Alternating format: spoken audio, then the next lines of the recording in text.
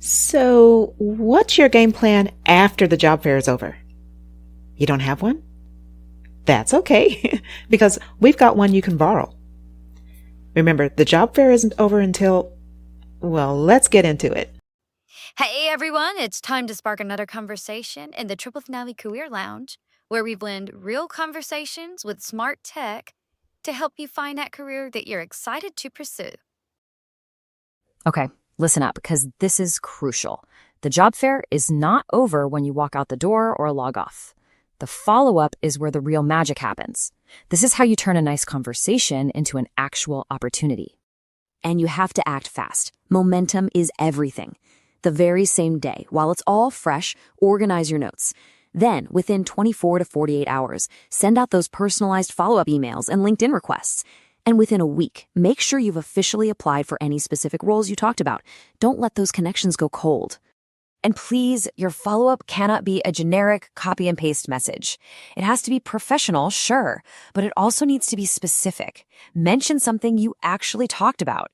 It jogs their memory and proves you are listening. It shows you're genuinely interested, and that goes a long, long way. So, when you put all of this together, the prep, the execution, the follow-up, what does it all add up to? It's a complete mindset shift. You're no longer just a passive person attending an event. You are a career strategist, and you are in the driver's seat. Most people overlook two critical steps that they should take right after the job fair: refinement and reflection. It just takes a few minutes to complete, but it really makes a world of difference. And when the job fair is over, give some thought to how you performed. This reflection should be a moment where you're very honest with yourself, but not harsh, because you're on your side and you really shouldn't beat yourself up, During this reflection, consider the responses that you gave where the recruiters responded well, and then make note of the responses where there was room for improvement. And this is where refinement comes into play.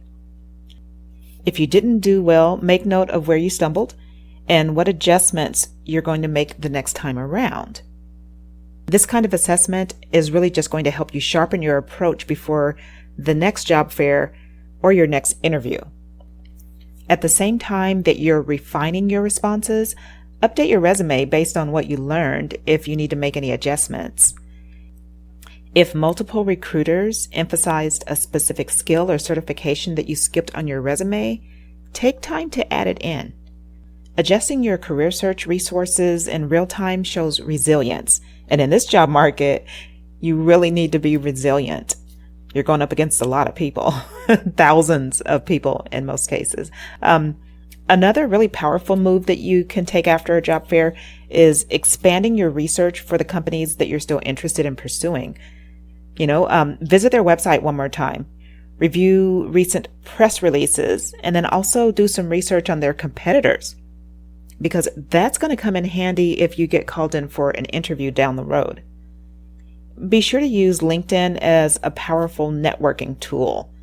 I am a nationally certified online profile expert specializing in LinkedIn, and I cannot stress enough how powerful LinkedIn can be when it comes to networking in the business world. It is a must-have, in my opinion, right?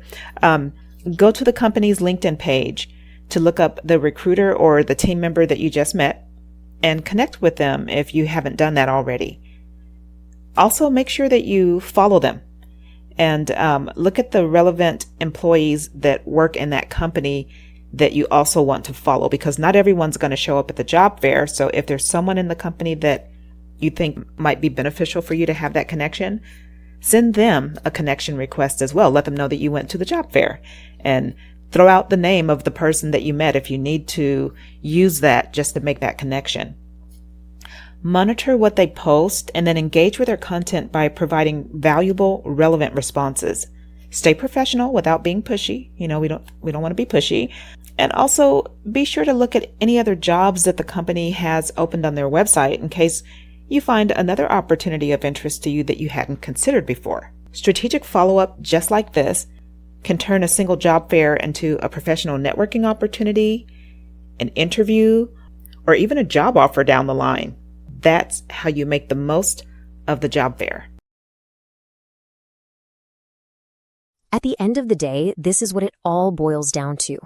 The difference between success and failure is intention, preparation, and that amazing confidence that comes from knowing you've done the work and you belong there. So, your next job fair is on the calendar. What's your first move going to be? Are you going to figure out who the sponsor is? Or maybe start that research on your top 3 dream companies? The power is officially in your hands. Now go make it happen.